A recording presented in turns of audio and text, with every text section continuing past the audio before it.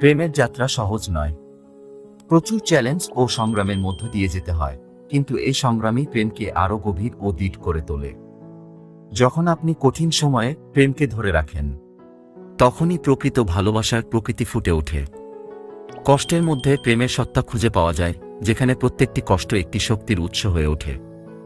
কষ্টের ভালোবাসা একটি সার্থক ভালোবাসা, যেখানে প্রত্যেকটি মুহূর্তে আপনি আরেকজনের প্রতি আপনার দায়িত্ব ও দায়িত্বশীলতা অনুভব করেন। কষ্টের মধ্যেও হাসি খুঁজে পাওয়া যায়, যখন আপনি জানেন যে আপনি যে ভালোবাসার মানুষটির পাশে রয়েছেন, তিনিও আপনার পাশে রয়েছেন।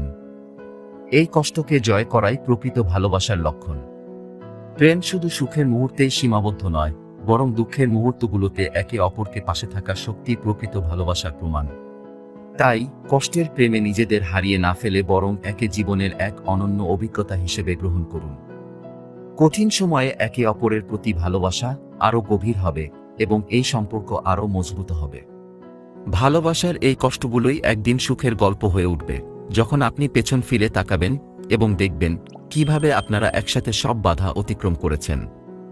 অতএব কষ্টের ভালোবাসার মধ্যে থেকেই আপনি সেই শক্তি ও অনুপ্রেরণা পাবেন, যা আপনাকে জীবনের প্রতিটি চ্যালেঞ্জ মোকাবেলা করতে সাহায্য করবে।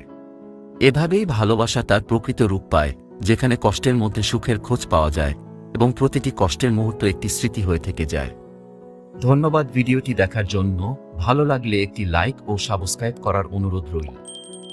দেখা হবে নতুন কোনো ভিডিওতে। সে পর্যন্ত ভালো থাকুন, সুস্থ থাকুন। আল্লাহ হাফেজ।